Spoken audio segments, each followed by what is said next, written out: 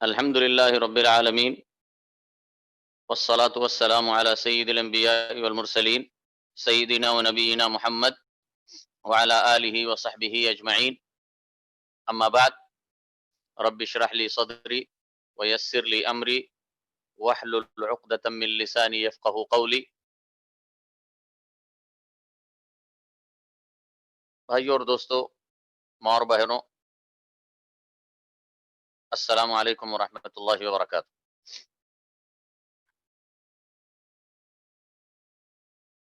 آج ہمارے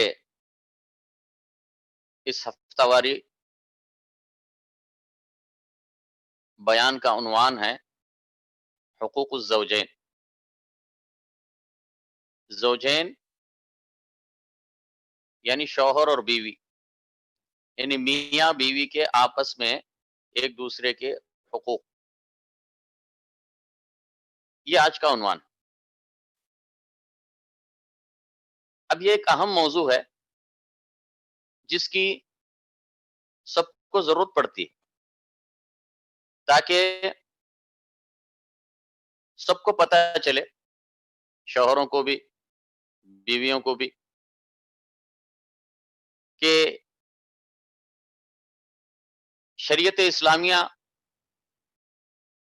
نے ایک دوسرے کے لیے کیا حقوق رکھے ہیں اور کیا واجبات اور ذمہ داریاں رکھی ہیں، تاکہ شریعت کے مطابق ہم اپنی ذمہ داریوں کو ٹھیک طریقے سے ادا کر سکیں.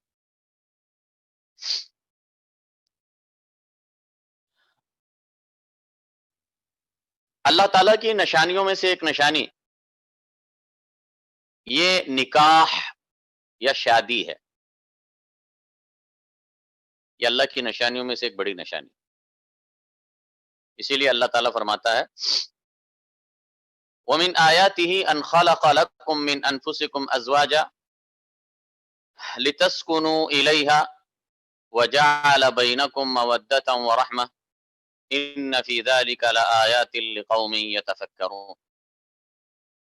اور اس کی نشانیوں میں سے یہ بھی ہے کہ اس نے تمہاری اپنی جانوں ہی میں سے جوڑے پیدا کیے تاکہ تم ان سے سکون حاصل کرو، اور اس نے ڈال دی تمہارے درمیان محبت اور رحمت. بے شک اس میں البتہ بڑی نشانیاں ہیں ان لوگوں کے لیے جو غور و فکر کرتے ہیں.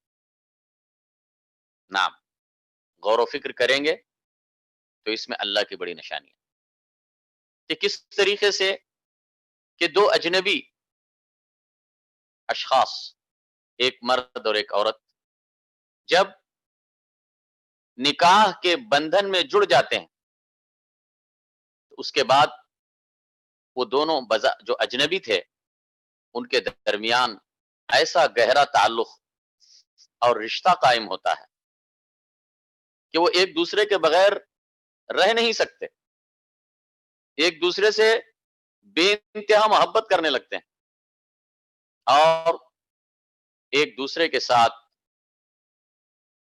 وہ رحمت اور ہمدردی کے جذبات سے معمور ہوتے ہیں. یہ کہاں سے آئی یہ چیز؟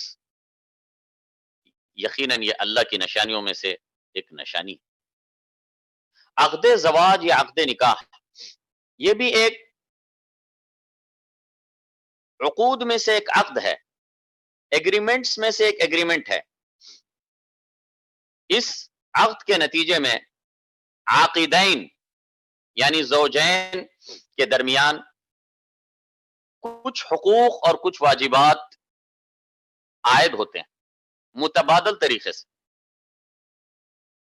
کچھ حقوق، ہر ایک کے کچھ حقوق ہیں اور ہر ایک کے کچھ واجبات یعنی ذمہ داریاں، جیسا کہ اللہ نے فرمایا وَلَهُنَّ مِثْلُ الَّذِي عَلَيْهِنَّ بِالْمَعْرُوفِ وَلِلرِّجَالِ عَلَيْهِنَّ دَرَجَةٌ. اور ان عورتوں کے لیے حقوق ہیں جس طرح کے ان کے اوپر واجبات اور ذمہ داریاں ہیں، اور مردوں کے لیے ان عورتوں پر ایک درجہ زیادہ حاصل۔ اس ایک آیت میں اللہ تعالیٰ نے اس پورے موضوع کا خلاصہ بیان کر دیا کہ شوہر اور بیوی دونوں کے حقوق ہیں، دونوں پر واجبات ہیں، عورتوں کے بھی حقوق ہیں جس طرح عورتوں کے اوپر ذمہ داریاں اور واجبات ہیں۔ البتہ مردوں کو اللہ تعالیٰ نے ایک گنا، ایک درجہ اضافی عطا فرمایا ہے، وہ درجہ قوامت ہے کہ وہ قیم ہے، سرپرست ہے، یا اس چھوٹے سے خاندان کا آپ اسے جدید زبان میں کہہ لیں مینیجر ہے۔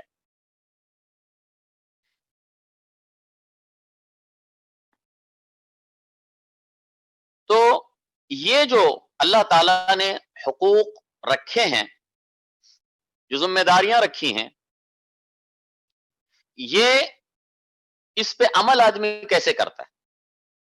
ایک تو وہ فطری جذبہ جو اللہ نے رکھا ہے، جس کا اس آیت میں ذکر آیا کہ جعل بینکم مودۃ ورحمہ، کہ اللہ نے تمہارے درمیان محبت اور الفت ڈال دی۔ یہ وہ جو چیز اللہ نے فطرت میں رکھی ہے، یہ ایک بنیادی باعث بنتا ہے ان حقوق اور واجبات کی صحیح طریقے سے ادائیگی۔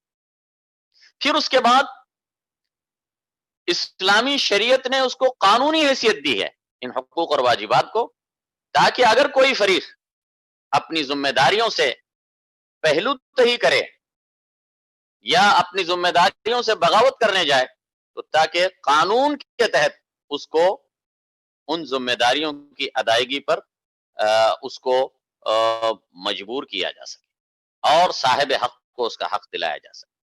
تو ایک طرف وہ فطری جذبہ ہے مودت اور رحمت کا، دوسری طرف اسلامی قضاء یا قانون ہے کہ جو اس حقوق اور واجبات کی حفاظت کرتا ہے قانون کے ذریعے سے۔ اب یہ جو حقوق ہیں، آج ہمارا جو موضوع ہے وہ انہی حقوق سے متعلق ہے۔ تو ہم ان حقوق کے بارے میں بنیادی طور سے ان کو ہم 3 حصوں میں تقسیم کرتے ہیں۔ پہلی قسم ہے مشترک حقوق، یعنی جو حقوق میاں بیوی دونوں کے ہیں، ایک دوسرے کی طرف سے دونوں کے حقوق، مشترک حقوق، اس کو بھی حاصل ہیں اس کو بھی حاصل ہیں، سیم۔ دوسری قسم ہے بیوی کے حقوق، تیسری قسم ہے شوہر کے حقوق۔